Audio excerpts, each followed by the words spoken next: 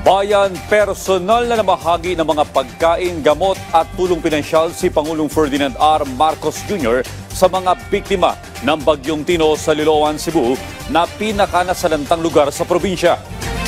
Nagtungo ang Pangulo sa itinuturing na Ground Zero kung saan may pinakamaraming naitalang biktima ng matinding pagbaha. Kasama rin ng Pangulo ang Health Department team para sa libreng konsultasyon. Yan ang ulat ni Clazel Pardilla Live. Clazel. Audrey, Dominic Ice, higit 500 residente ang nakatanggap ng mga pagkain at gamot mula kay Pangulong Marcos dyan yan sa Barangay Kotkot, Liloan, Cebu. Mahalaga yan dahil ilan sa kanila dinapuan na ng sakit matapos makaranas ng matinding pag-ulan at malubog sa baha.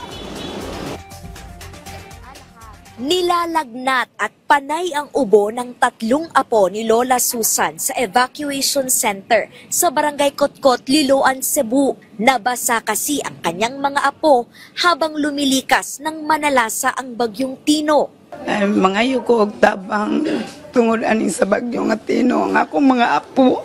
Humingi po siya ng tulong dahil sa bagyo para po sa kanyang mga Panay naman ang iyak ng asawa ni Giovanni, isang person with disability. Balisa rin ang kanyang anak na may sakit sa pag-iisip. Nasaksihan nila ang pagragasa ng baha na tumangay sa kanilang bahay at lumimas sa lahat ng mayroon sila. Natrap po ba kayo sa bahay? natrap ba daw? Kat mi sa kahoy. Opo, natrap po sila habang yung tubig papupunta po sa dagat. At saka,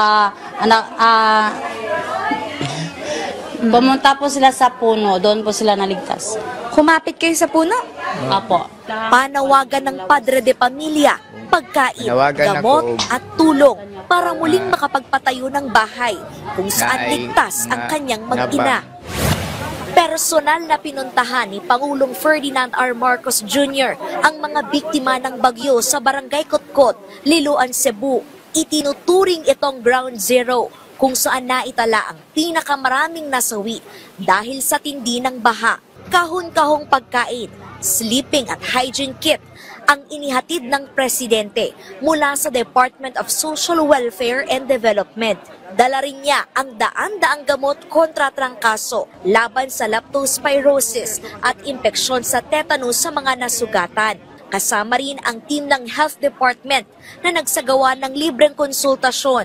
Bago yan, nakatanggap ng hot meal ang higit 500 residente na nanunuluyan sa Tiltilon Elementary School. Magpapasalamat po kami. Sa pagdating niya dito, bumisita kami, tapos binigyan kami ng ayuda. Apo, pagkain at saka paggamot. Ano pong gamot yung kailangan ng anak niyo? Or apo? Ako po po. Apo. Antibiotic. Tig 5,000 piso ang inisyal na pangakong tulong ng presidente sa bawat pamilya. Wala lang yan. Pero may susunod na 5 pa na assistance para sa para meron lang kayo magamit, nagdala kami tigpa 5,000 lang. Kailapan lang doon, tulungan nyo lang yung sa social worker ng pikilapan ng form. At tulungan nyo na yung 5,000. Ngayon, ako pagkatapos ng pangapagpila ngayong araw. So, may susunod pa naman lang.